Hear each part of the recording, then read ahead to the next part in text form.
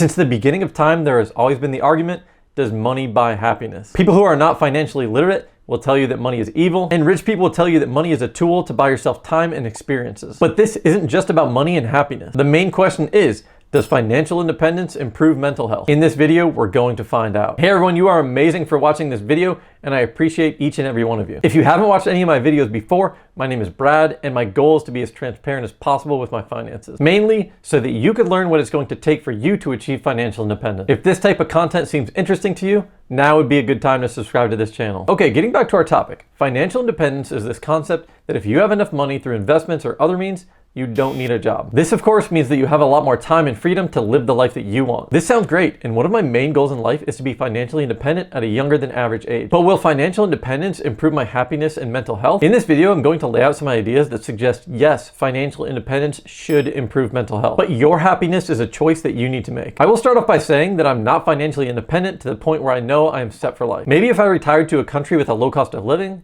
I could sustain a fairly decent lifestyle. But my intention with financial independence is to live a life that isn't terribly constraining. At least it is comforting knowing that if I lost my job today, I could survive without issue until I got another job. So hopping into my argument that financial independence does improve mental health, I want to bring you back to 2007 when I was in college, living with roommates, and beyond broke. The car that I drove at the time was a year 2000 Ford Taurus, which is by far the worst car that I have ever owned. The car was always breaking down and I did not have the money to get it fixed. I knew that if it did break down, I would either have to beg my parents for a loan or just put it on a credit card and make the minimum payments as I buried myself deeper into debt. But what I remember most about that time period in my life is my mental state. I was always riddled with anxiety, thinking about how I was going to afford rent, pay for gas, and pay for food. Now throw in the idea of a car that could break down at any moment, and I did not really have the greatest outlook on life. I'm going to pause for a second to ask you, if you all of a sudden had enough money to pay all of your bills and pay off all your debt, do you think your mental health would be better? My guess is yes. Your mental health would improve significantly. In fact, in a 2011 study, which I will link in the description, JAMA Psychiatry concluded that low levels of household income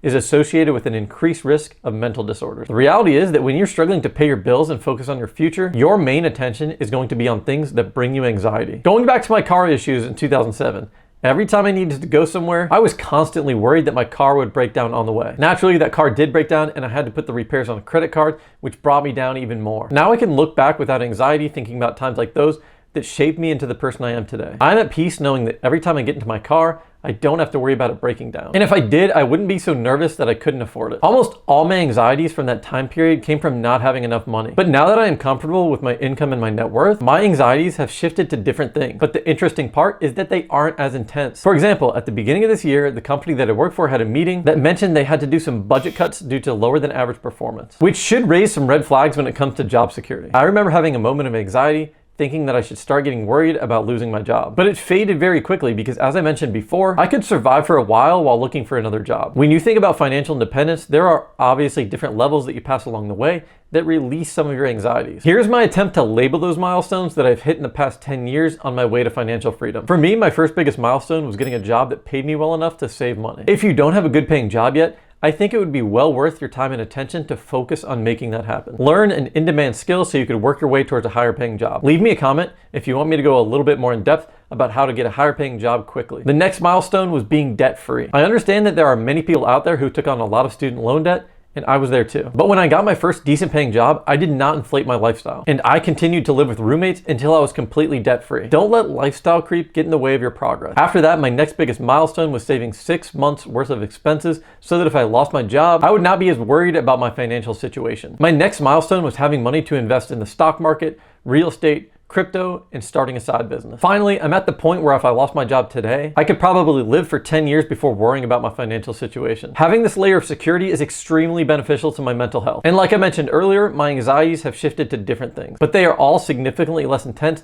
than they were when my sole focus was on my financial difficulties. I have to say, do not think that you need to hit all of my milestones in order to be successful in your own right. You might be on a completely different path than me, and that is okay. We all have different goals, and I think it is important to make this journey your own. With that being said, I'm at the point where I consider myself financially secure, just not financially independent. At the time of me recording this video, I am 36 years old, and my goal is pure financial independence by age 45. My idea of what that is going to look like is always changing, but it will most likely involve real estate investments that pay me every month, dividend stocks, and business income. Hey, real quick, thanks so much for watching up to this point in the video. I appreciate all of you, and I wanted to encourage you to subscribe to this channel if this is the type of content that you are interested in. Don't forget to head over to my channel and check out my latest monthly net worth update. Also, please like this video, share this video, and comment to add to the conversation. As you can see, it is my personal opinion that financial independence does improve mental health. And there's plenty of evidence out there that shows this to be true. In fact, I haven't even reached financial independence yet, but I do feel that my mental health is significantly better than it was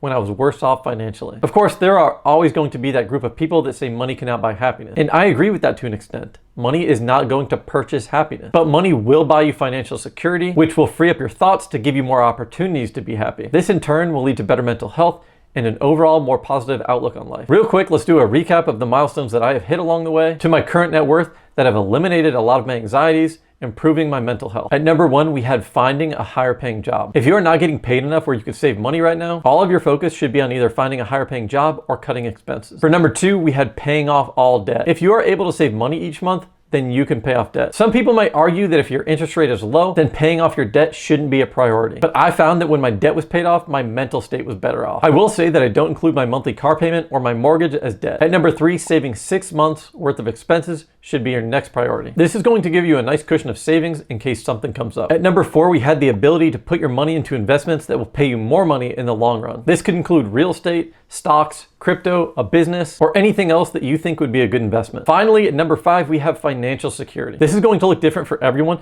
but if you feel that you could call yourself financially secure, I am all for it. After all this, the final goal is financial independence, where my aim is. Again, this looks different for everyone, so your idea of it might be completely different than mine. The only criteria for financial independence is that you need to be able to live happily without the requirement of a job. I am really curious to see what you all have to say about financial independence and mental health. Be sure to leave a comment below if you think there is a correlation between financial independence and improved mental health. That's it for now. Until next time, keep at it.